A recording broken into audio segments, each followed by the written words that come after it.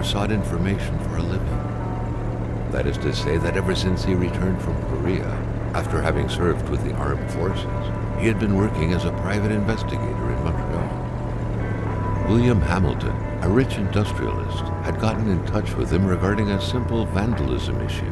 Nothing to write home about. Not worth hiring a private eye either, just so he can drive for hours on rough roads. But that's how it had always been. The client pays, Carl gets it done.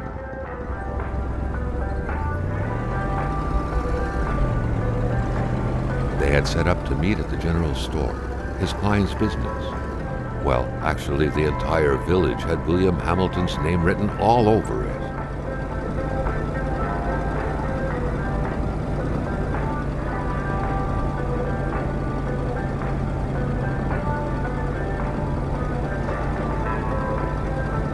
When the roads were bad, muddy, or snowed in, it was customary around these parts to close them off. But it was also customary to ignore those signs entirely and drive there anyway. Hamilton never mentioned a road-blocking barrier. Why was it needed here in the back of Beyond? That would, however, be a mystery for another day. Carl had waited long enough for someone to come and raise it.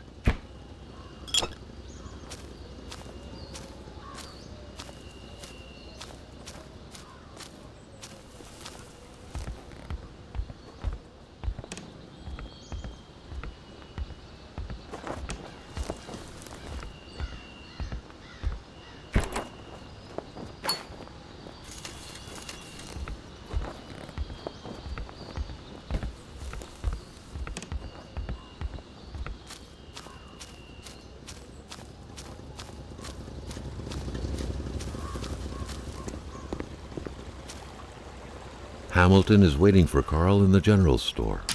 It was time for him to get down to business.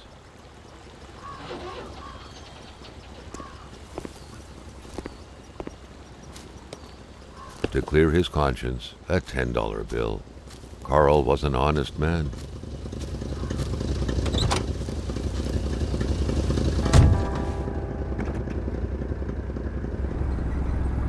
Hamilton enjoyed a lavish country house built in the very heart of the northern forests, not too far from here.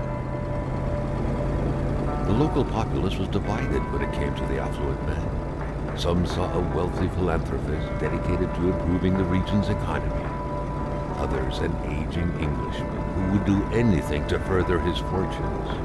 And those ones hated him enough to go on about scheming against him. Hamilton had recently acquired a few local businesses, but the last straw was the reopening of a mine, which gave rise to a wave of protests and threats from the Cree people. Given these circumstances, Carl reckoned that a good number of people must be feeling compelled to oppose Hamilton in one way or another. So far, only the industrialist's house had been a target, but soon enough, Carl thought, the target would become the man himself.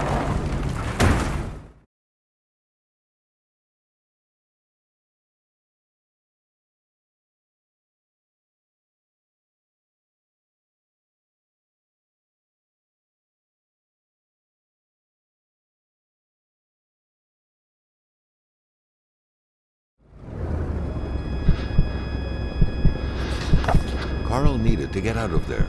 The cold and the pain required urgent care.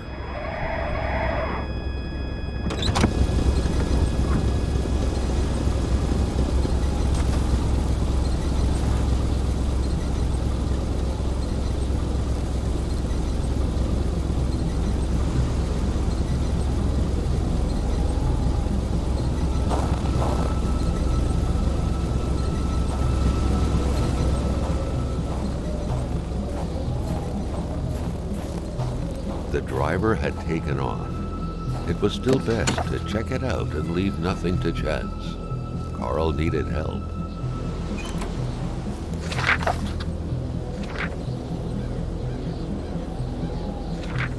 Such heart-wrenching Nordic poetry that was. But Carl didn't care much about flowery language.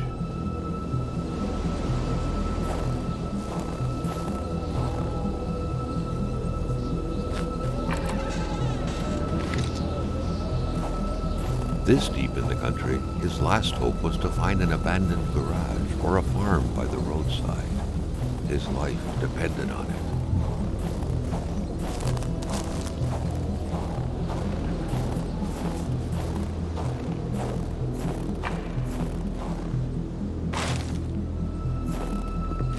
Carl couldn't give up. Surely something in there could be useful.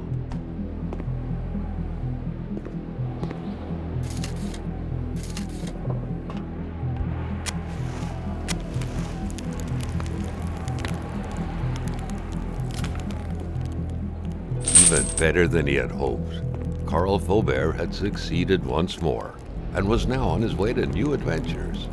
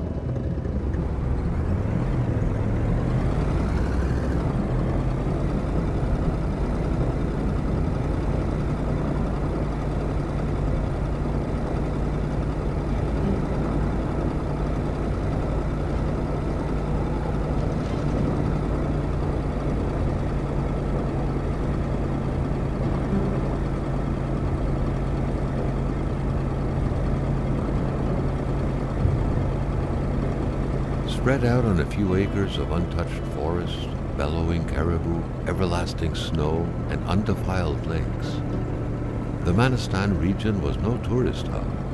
It was said to have been populated for millennia by Cree people, and ever since the industrial era, by the metal mining industry.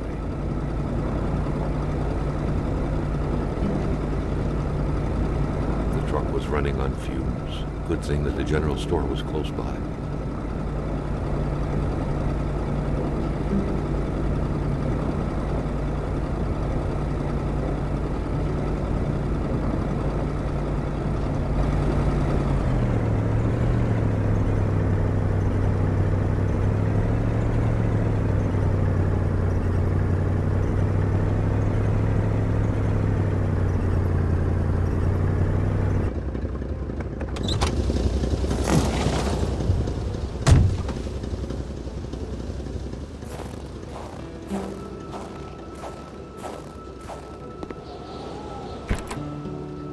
A milkman had to drive by every week to fill the bottles.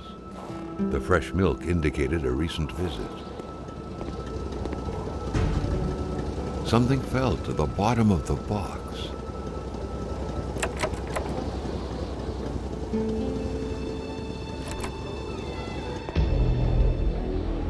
Carl had no trouble recognizing his employer. He had been killed. There was no need to be a detective to figure that out. But only a detective could have noticed that the killer had to have been very close, that the fatal blow had been given before the victim even realized.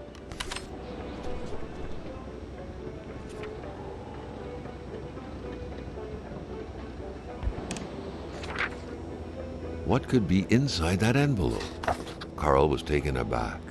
He knew this address. It was said to be the address of the P.O. box for the Canadian Secret Service. Carl felt a chill down his spine and had a terrifying realization. If Hamilton was dead, then who was going to pay him?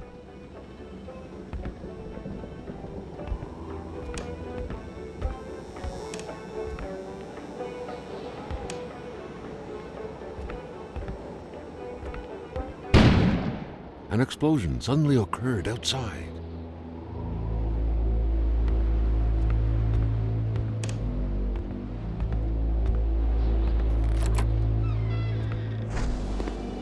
Maintaining his composure, Carl recalled something from his military training. Wolves always stay away from populated areas. Wait, was it about bears?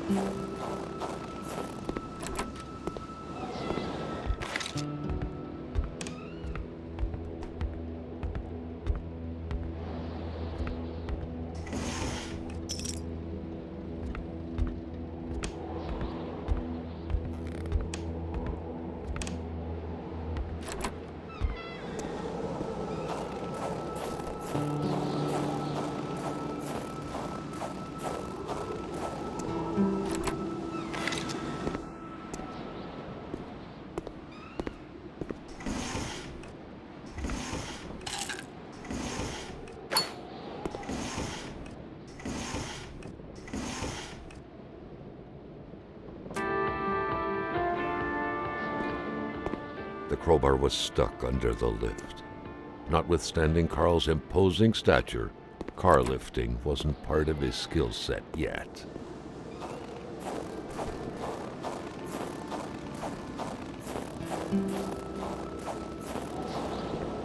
Carl was no electrician, but he could identify a wiring problem when he saw one.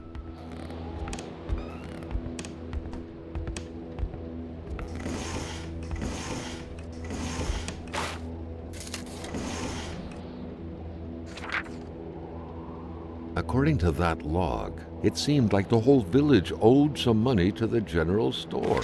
Carl was far more interested in the bunch of nearby addresses he had just gotten his hands on, though.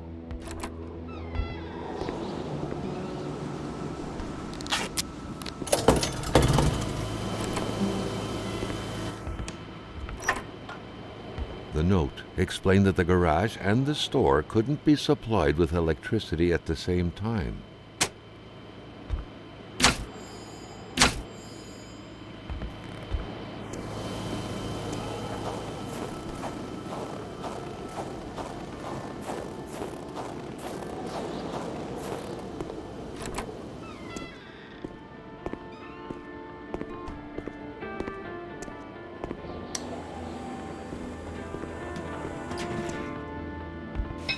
At long last, the crowbar was within Carl's grasp.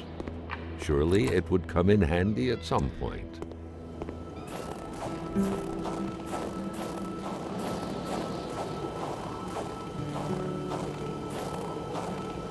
Carl was used to strange phenomena, but a chunk of ice like this, as if an iceberg came out of the ground, that was a first.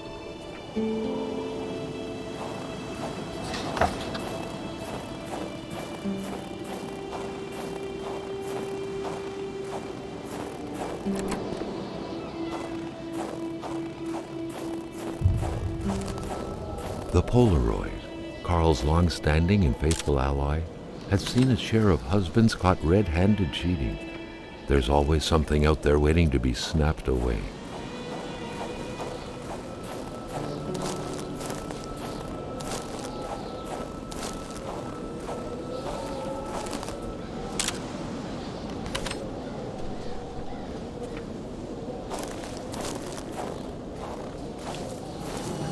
Carl wondered what the hell could that thing be.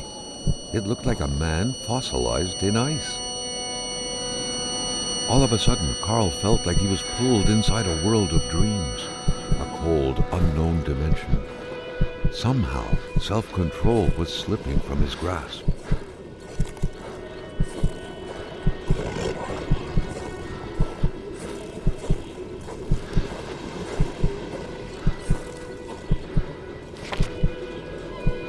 To all appearances, this was a hunting log. Better yet, a war diary.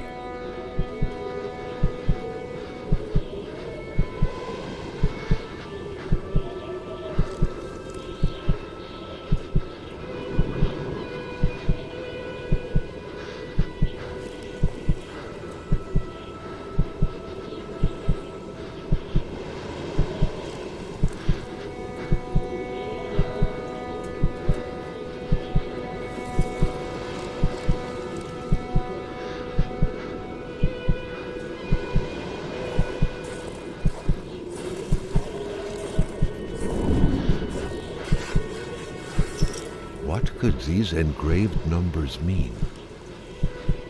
A fresh path suddenly appeared before Carl.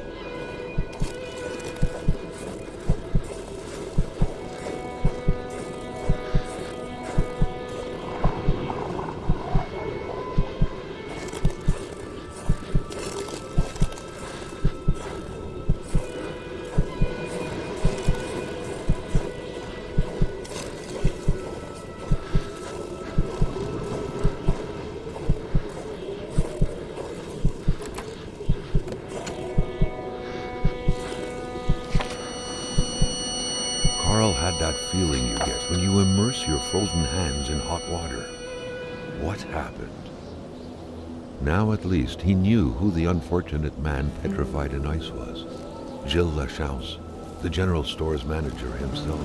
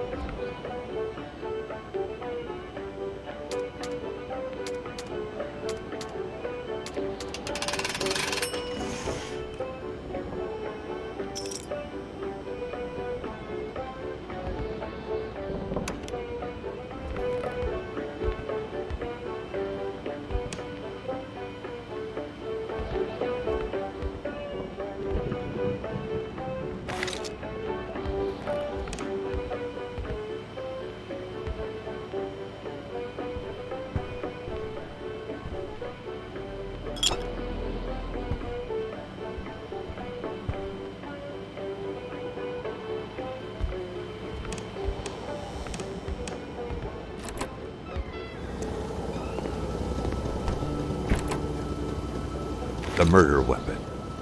What was that doing there, Carl wondered. Hamilton must have been determined to keep some information secret to post this key. Shame he got unlucky. Everything made sense now.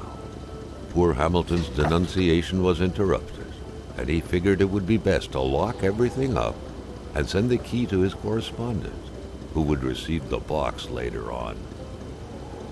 Clever, but not enough. That's what happens to ordinary people playing spy.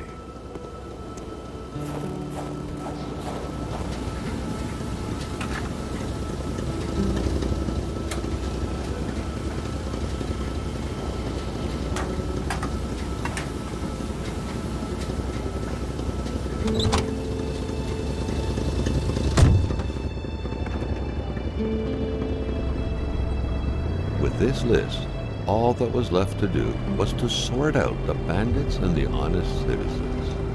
He had to search the village.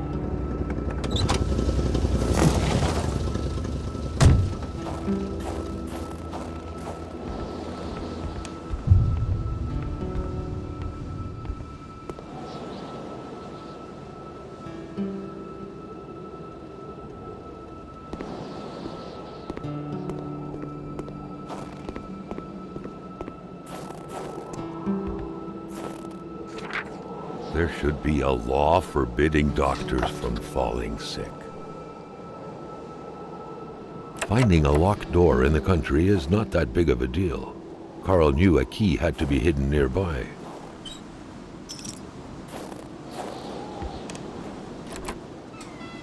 In spite of Dr. Beaupre's goodwill, the place didn't look much like a physician's office. It could easily be mistaken for a sewing shop.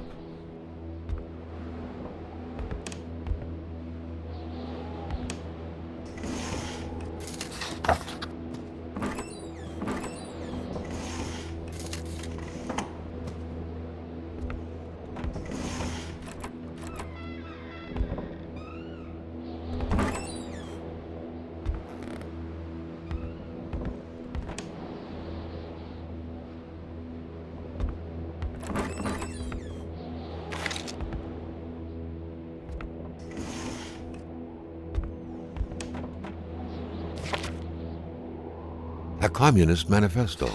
Only a few years ago, this type of allegiance meant prison time. And even at present, the Western world was very wary of the Soviet threat. Why would the doctor own such a book?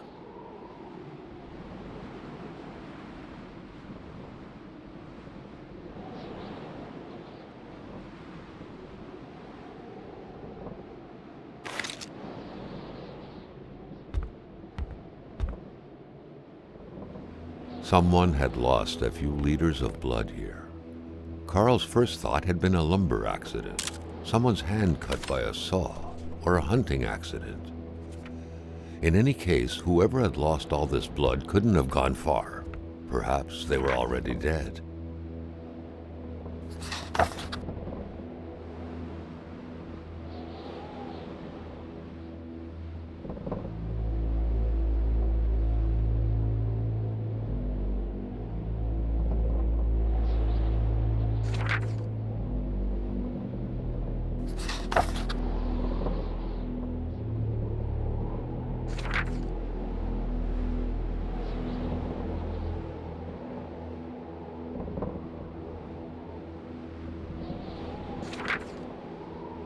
There was no doubt that the doctor and Hamilton knew each other very well. The good doctor, flanked by his beautiful spouse. Pure happiness, captured on cardstock. Carl recognized this woman's soulful eyes. Was it Dr. Beaupre who had hit him head-on at the village border? Nobody kills a rich patient to start a revolution. It didn't make any sense. He had to dig deeper still to understand. Luckily, that was Carl Faubert's specialty.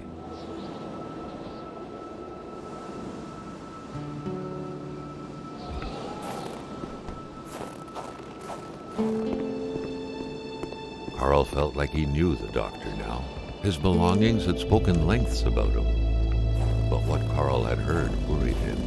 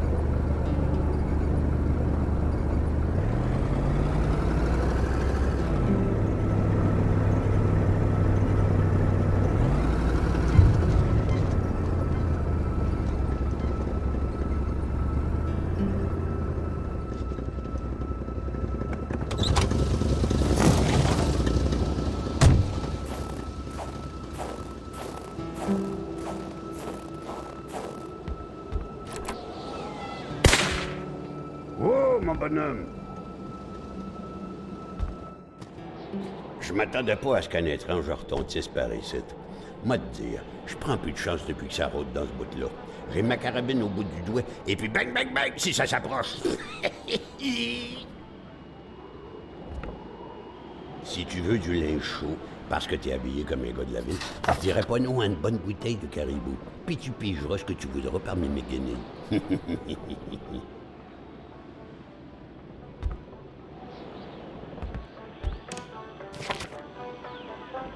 Vois-tu le livre, là?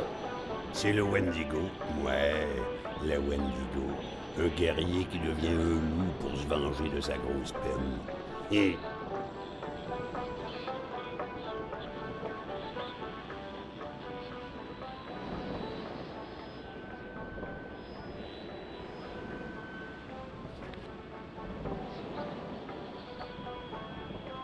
D'apparence que mon caribou tarde.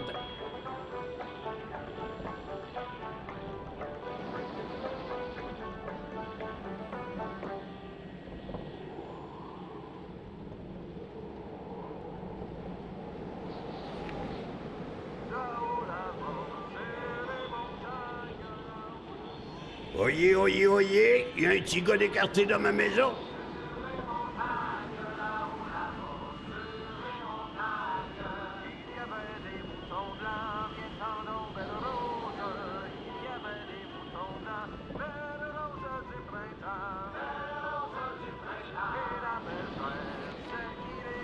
Vois que t'as pas mieux à faire.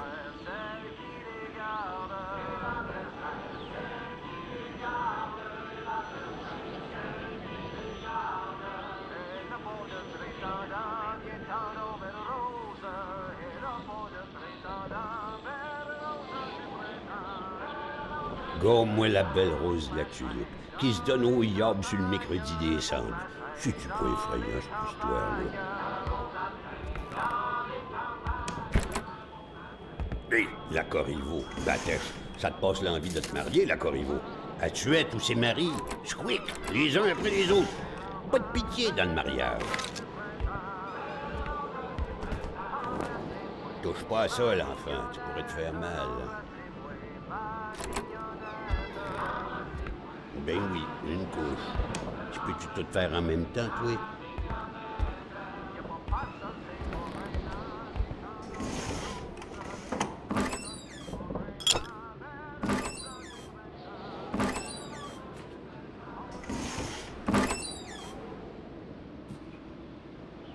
Mon beau bonnet du beau temps. Puis ma ceinture, où est-ce que je glissais mon flasque. Le monde tournait plus rond quand on s'habillait tout de même.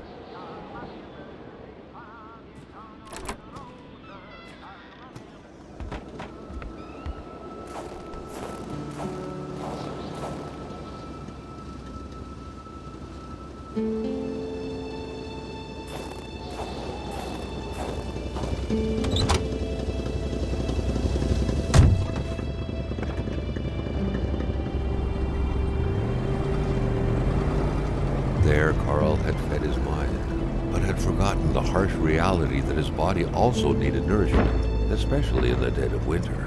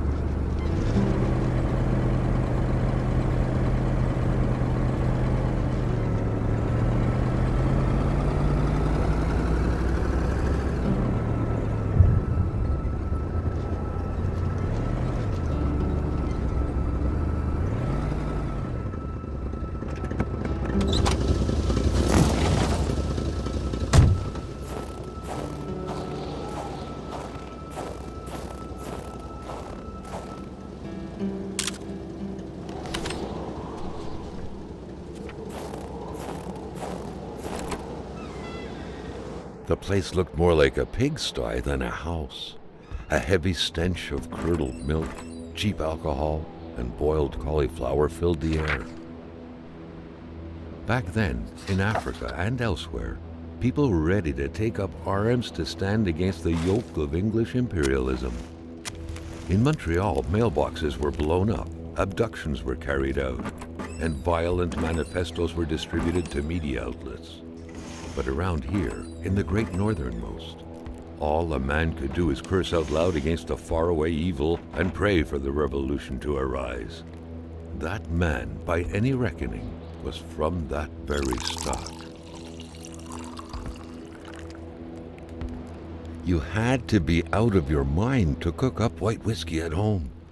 The all-surrounding stench of alcohol alone was probably enough to gas a man to death. Carl now knew how to quench the drunkard's thirst.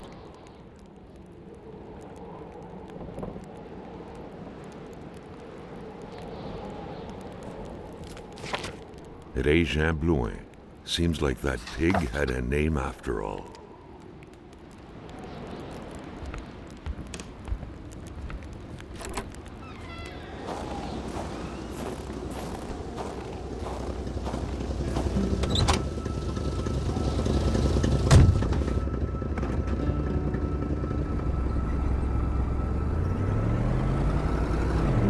Carl felt that it was mission accomplished, with the wicked nectar in his hands.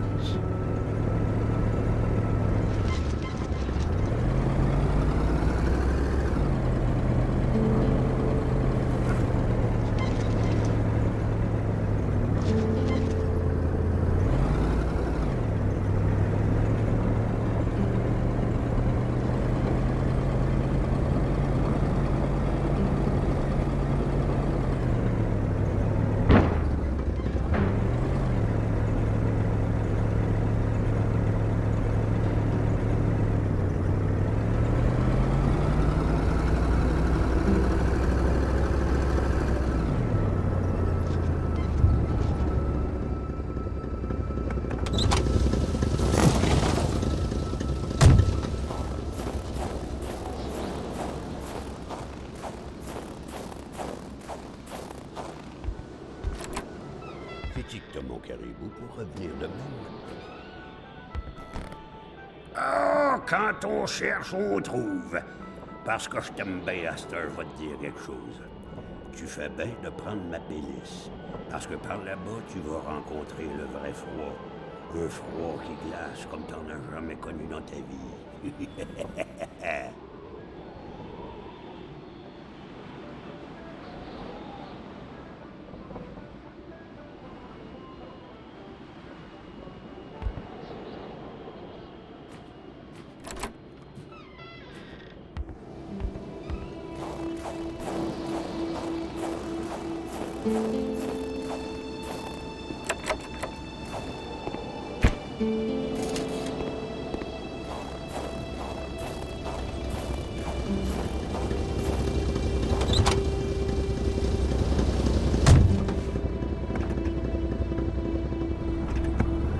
The old man's cabin had been very generous to Carl.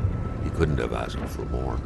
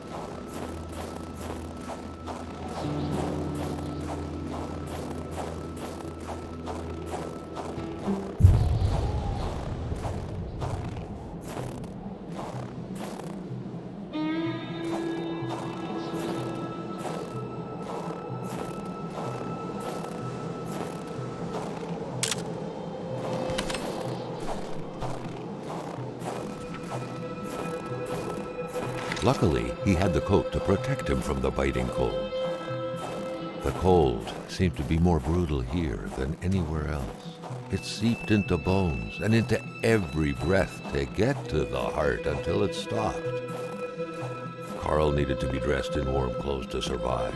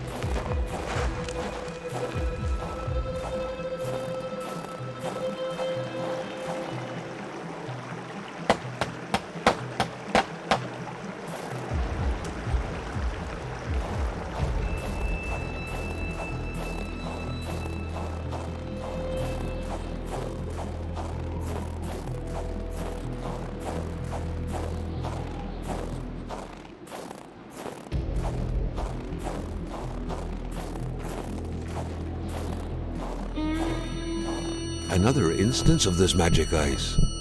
What was this one doing, lying on the ground, so afraid? The plot thickened like water into ice.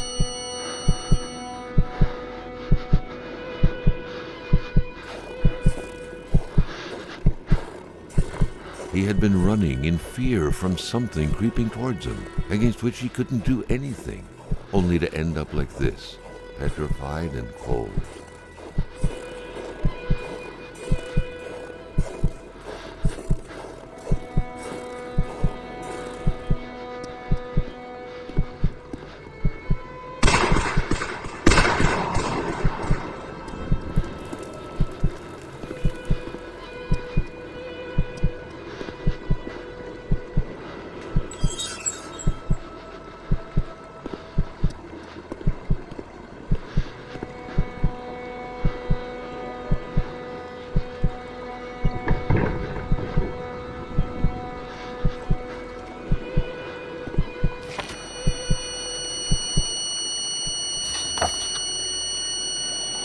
It seemed as though Régin had been ready to take up arms and slay people like Hamilton. Could he have committed murder for his cause? Who could have gotten killed in front of his very eyes?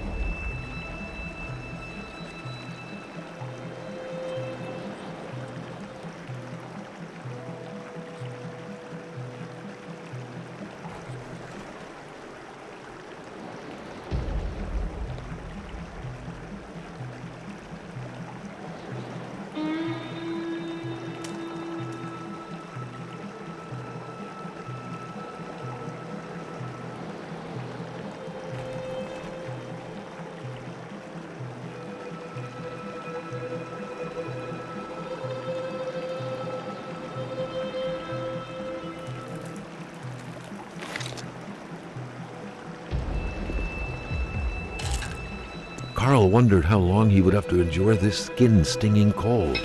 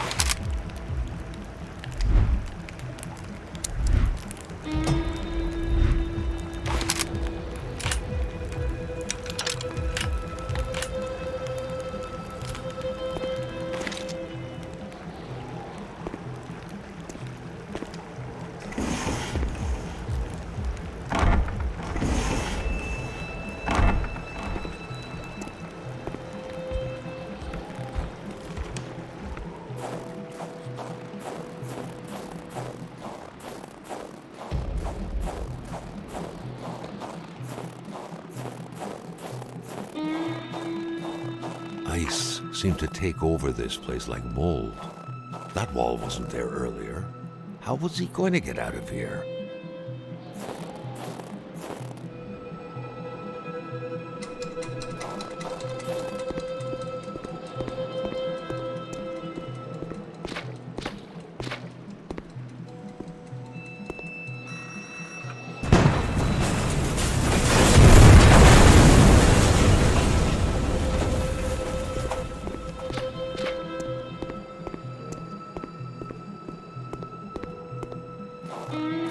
The ice, oddly, did not budge despite the powerful fiery blast.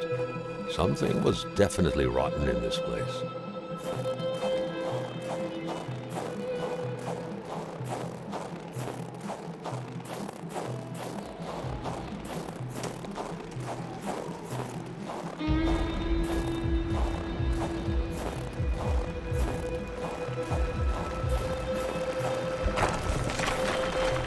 Carl suddenly felt observed.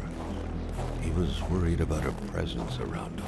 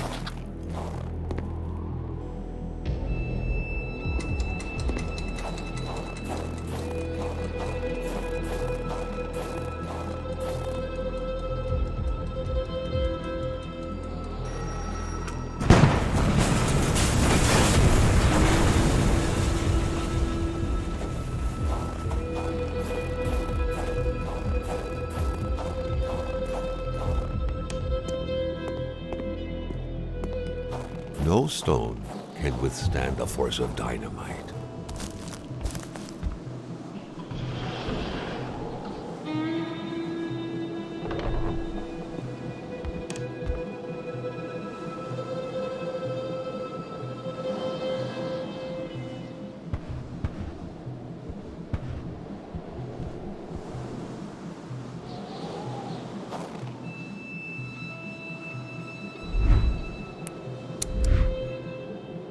Carl, like many of his contemporaries, felt like he had more trouble breathing when he wasn't smoking.